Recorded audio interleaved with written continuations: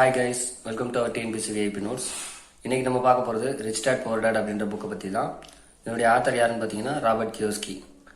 Rich dad poor dad அப்படின்ற book வந்து mostly எல்லாருமே வந்து கேள்விப்பட்டிருப்பாங்க.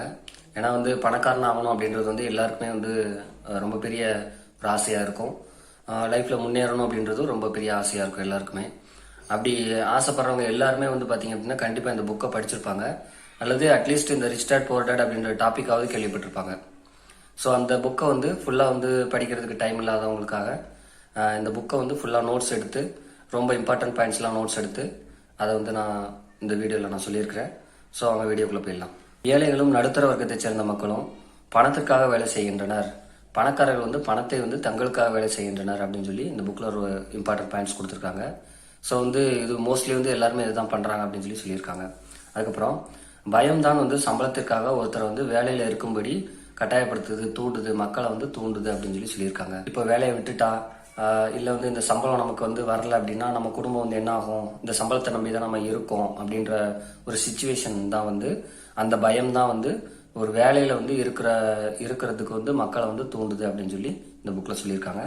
அதுக்கப்புறம் பெரும்பாலானோர் வந்து அதிக பணம் வந்து தங்களது பிரச்சனைகளை தீர்க்கும் அப்படின்னு சொல்லி நினைக்கிறாங்க. ஆனால் தங்களுக்கு வந்து பொருளாதார கல்வி இல்லாததுதான் வந்து பிரச்சனையே அப்படின்றது வந்து உணர வந்து தவறிடுறாங்க அப்படின்னு சொல்லி கொடுத்துருக்காங்க. அதுக்கப்புறம் மக்களுடைய வாழ்க்கை வந்து எப்போது வந்து ரெண்டு உணர்ச்சிகளாக வந்து கட்டுப்படுத்தப்படுது அப்படின்னு சொல்லியிருக்காங்க. ஒன்று வந்து பயம், இன்னொன்று வந்து பேராசை அப்படின்னு சொல்லி சொல்லியிருக்காங்க.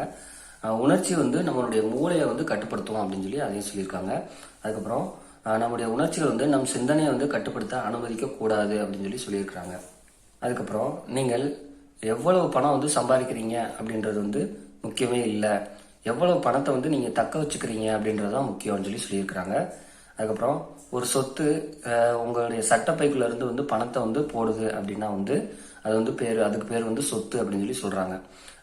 இப்போ வந்து ஒரு கடன் வந்து என்ன செய்யும், அது வந்து சட்டப்பையில இருந்து வந்து பணத்தை வந்து எடுக்க தான் செய்யும், அதுதான் வந்து சொல்கிறாங்க. இது வந்து அசட்டு லயபிலிட்டி அப்படின்ற ஒரு டாப்பிக்கில் போகும். அசட் லைபிலிட்டின்னு சொல்லி நீங்கள் யூடியூப்ல அடிச்சிங்கன்னா நிறைய வீடியோஸ் வரும். அசட் லைபிலிட்டி அப்படின்னு சொல்லி தமிழில் அடிச்சு பாருங்க. அசட் லைபிலிட்டி இதுக்குள்ள வித்தியாசத்தை புரிஞ்சுக்கிட்டீங்க அப்படின்னாலே வந்து உங்களுக்கு லைஃப்பில் பாதி புரிஞ்சுது அப்படின்னு சொல்லி அர்த்தம். அதுக்கப்புறம் ஒருவர் வந்து எவ்வாறு தன்னுடைய பணத்தை கையாளுகிறார் என்பதை அவருடைய பணப்பயிற்சி தெளிவாக வெளிப்படுத்திவிடும் அப்படின்னு சொல்லியிருக்காங்க. அதுக்கப்புறம் வருவாயை உற்பத்தி செய்யும் சொத்துக்களை வந்து வாங்குவதில் நம்மளுடைய கவனத்தை வந்து ஒருமுகப்படுத்தணும் அப்படின்னு சொல்லி சொல்லியிருக்காங்க. ஸோ வருவாயை உற்பத்தி செய்யும் சொத்துக்கள் அப்படின்னா சப்போஸ் வந்து நீங்கள் ஒரு 4 லைன் வீடு கட்டி அதை வந்து நீங்கள் வாடகைக்கு வர்றீங்க அப்படின்னா அதுலேருந்து உங்களுக்கு ஒரு வருமானம் வரும், அது வந்து வருமானம், சரிங்களா? அதே வந்து நீங்கள் ஒரு வீடு, பெரிய ஒரு பங்களா வீடு கட்டி நீங்கள் வந்து அதில் குடி போனீங்க அப்படின்னா வந்து அது லைபிலிட்டியில் வரும். அதாவது 4 லைன் வீடு கட்டி அதுலேருந்து நீங்கள் வாடகைக்கு விட்டு அந்த வாடகை வருமானம் உங்கள் கைக்கு வந்துச்சு அப்படின்னா அது வந்து அசட்டில் வரும், அது வந்து சொத்து. இப்போ நீங்கள் ஒரு பெரிய பங்களாவில் வந்து நீங்கள் வீடு கட்டி அதுக்குள்ளே நீங்கள் குடி போனீங்க அப்படின்னா வந்து ஆக்சுவலி வந்து இருக்கிற பணத்தை எல்லாமே செலவழித்து வீடாக கட்டிட்டீங்க. ஸோ அதுலேருந்து வந்து நீங்கள் குடி போயிருக்கீங்க, அவ்வளோதான். அதுலேருந்து உங்களுக்கு எந்த வருமானமும் வரப்போகிறதில்ல. ஸோ அது வந்து லைபிலிட்டியில் வந்து சேரும். ஸோ வீடு எல்லாருக்கும் தேவை தான், அது எப்போ தேவை, நம்ம எப்போ கட்டணும் அப்படின்றத வந்து நம்ம தான் டிசைட் பண்ணிக்கணும். பொருளாதார ரீதியாக வந்து ஒருத்தர் பாதுகாப்பாக இருக்கணும் அப்படின்னா அவர் வந்து கண்டிப்பாக சொந்த தொழில் தான் செய்யணும், ஒருத்தர்கிட்ட வேலைக்கு போகக்கூடாது அப்படின்னு சொல்லி சொல்கிறாங்க. அதுக்கப்புறம் பொருளாதார ரீதியான போராட்டமானது பெரும்பாலும் வந்து மக்கள் வேறு யாரோ ஒருவருக்காக தங்கள் வாழ்நாள் முழுவதும் வந்து உழைப்பதனுடைய நேரடி விளைவாக தான் இருக்குது அப்படின்னு சொல்லி சொல்கிறாங்க. ஸோ வந்து உங்கள் வாழ்க்கையில் நீங்கள் போராடுறீங்க அப்படின்னா நீங்கள் வந்து வேலை செஞ்சுட்டு இருக்கீங்க, யாருக்கோ ஒருத்தருக்காக நீங்கள் வேலை செஞ்சுட்டு இருக்கீங்க அப்படின்னு தான் அர்த்தம் அப்படின்னு சொல்லி சொல்கிறாங்க. அதுக்கப்புறம் ஏழை மற்றும் நடுத்தர வர்க்கத்தை சேர்ந்த பெரும்பாலான மக்கள் சவாலான காரியங்களில் ஈடுபடுவது வந்து எனக்கு வந்து கட்டுப்படி ஆகாது அப்படின்னு சொல்லி கூறுறாங்க அப்படின்னு சொல்லி சொல்கிறாங்க. அதுக்கப்புறம் உங்கள் சொத்துக்களை வந்து அதிகரிப்பதில் வந்து கவனம் செலுத்துங்கன்னு சொல்லி சொல்கிறாங்க. உங்களுடைய முழு நேர வேலையை வந்து தக்க வச்சுக்கொள்ளுங்க அப்படின்னு சொல்லி அதையும் சொல்கிறாங்க. ஸோ வந்து உங்கள் வேலையிலேருந்து தான் சம்பளம் வரும், அந்த சம்பளத்திலேருந்து தான் வந்து நீங்கள் சொத்து வாங்க முடியும் அப்படின்றதுக்கு வந்து ஒரு எக்ஸாம்பிள் மாதிரி சொல்லியிருக்காங்க. அதுக்கப்புறம் பணக்காரர்கள் வந்து இறுதியில் தான் வந்து ஆடம்பரங்களில் வந்து ஈடுபடுறாங்க. ஆனால் வந்து ஏழைகள் வந்து பார்த்தீங்க அப்படின்னா ஏழைகளும் நடுத்தர வர்க்கத்தினர் வந்து முதல்ல வந்து அவற்றில் வந்து தங்களுடைய பணத்தை வந்து முடக்கிடுறாங்க அப்படின்னு சொல்லி சொல்கிறாங்க. இப்போ வந்து நம்மகிட்ட பணம் இருந்தது அப்படின்னா வந்து உடனே வந்து பைக் வாங்குறது, கார் வாங்குறது, லோன் போட்டு கார் வாங்குறது, அந்த மாதிரிலாம் நம்ம செய்வோம். ஆனால் வந்து பணக்காரங்க வந்து அப்படி கிடையாது. அவங்க வந்து முதல்ல ஃபார் எக்ஸாம்பிள் நம்ம வீடே வச்சுக்கோமே, ஒரு 4 வீடு கட்டி அது வந்து அசெட் ஆயிரும். 4 வீடு கட்டி அவங்க வந்து வாடகைக்கு விடுறப்போ வந்து அது வந்து அசெட் ஆயிரும். ஸோ அந்த மாதிரி வந்து அவங்க அந்த அசெட்ல இருந்து ஒரு வருமானத்தை கிரியேட் பண்ணி அந்த வருமானத்திலிருந்து வர்றதை வச்சு தான், அதாவது அந்த மாச வாடகைலாம் வரும் பார்த்தீங்களா, அதை வந்து இன்னொரு வீடு 4 வீடு கட்டுவாங்க, அதை வச்சு இன்னொரு 4 வீடு கட்டுவாங்க. அப்படி கட்டி அதுலேருந்து வருமானம் எல்லாமே சேர்ந்து கடைசியில் பார்த்தீங்க அப்படின்னா அவங்களுக்கு வருமானம் மட்டும்தான் வரும். அதாவது அந்த சொத்துக்கள் எல்லாமே சேர்ந்து அவங்களுக்கு வருமானம் மட்டுமே வரும். ஸோ வந்து அவங்களுக்கு வந்து மணி வந்து அழிக்க வந்துக்கிட்டே இருக்கும். அவங்க வந்து எது வாங்கினாலும் வந்து அவங்கக்கிட்ட பணம் வந்து குமிஞ்சிக்கிட்டே இருக்கும். ஸோ அந்த டைமில் தான் அவங்க வந்து ஆடம்பரங்களில் வந்து ஈடுபடுவாங்க. ஆனால் வந்து ஏழைகளும் நடுத்தர வர்க்கத்தினரும் பார்த்தீங்க அப்படின்னா முதல்ல நம்மகிட்ட கொஞ்சம் பணம் வந்த உடனே வந்து அப்படியே ஆடம்பரத்தில் ஈடுபட்டு அவங்களுடைய பணத்தை வந்து டோட்டலாக காலி பண்ணிடுவாங்க அப்படின்னு சொல்லியிருக்காங்க. ஸோ அதுக்கப்புறம் நீங்கள் வந்து பணத்திற்காக வேலை செய்தால் நீங்கள் உங்கள் முதலாளிக்கு வந்து சக்தியை கொடுக்கிறீர்கள் அப்படின்னு சொல்லி அர்த்தம் சொல்லியிருக்காங்க.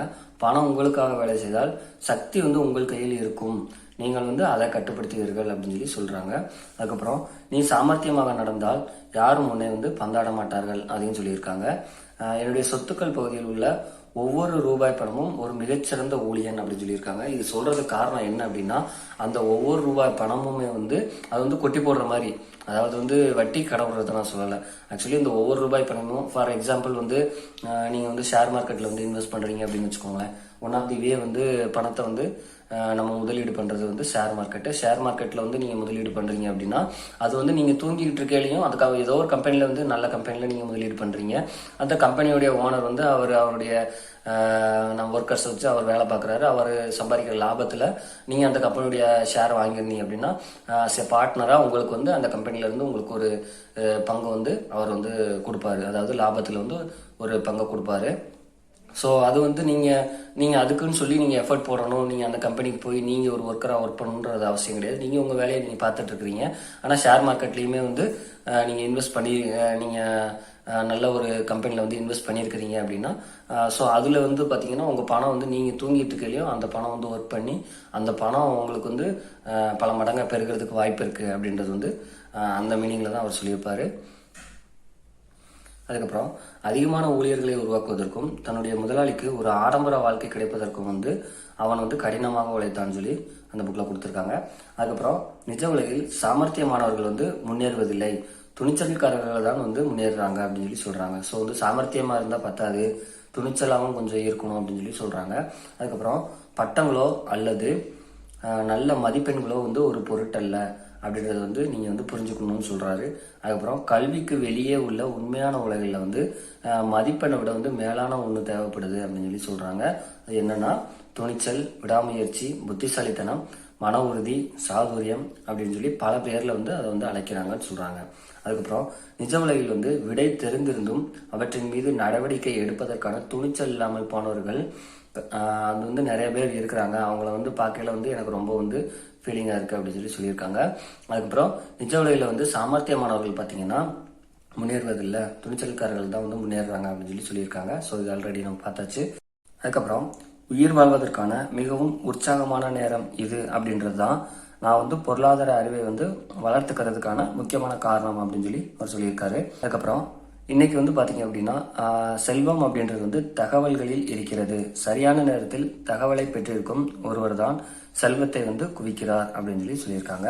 அதுக்கப்புறம் விளையாட்டுகள் வந்து நடத்தையை பிரதிபலிக்கின்றன, அவை உடனடியாக பின்னூட்ட கருத்துக்களை கொடுக்கின்றன அப்படின்னு சொல்லியிருக்காங்க. அதுக்கப்புறம் பொருளாதார பிரச்சனைகளை வந்து தீர்ப்பதற்கு படைப்புத்திறன் மிகவும் அவசியம் அப்படின்னு சொல்லி அதையும் சொல்லியிருக்காங்க. ஸோ அவ்வளோதான் கைஸ், இன்னைக்கு வந்து ரிச் டாட் புவர் டாட் புக்கினுடைய ரொம்ப இம்பார்ட்டன்ட் பாயிண்ட்ஸ் வந்து ஒரு வீடியோவாக பார்த்துருக்குறோம். ஸோ இந்த புக்கினுடைய கண்டினியூட்டி வந்து அடுத்த வீடியோ பார்ட் 2 பார்ப்போம். So thank you guys.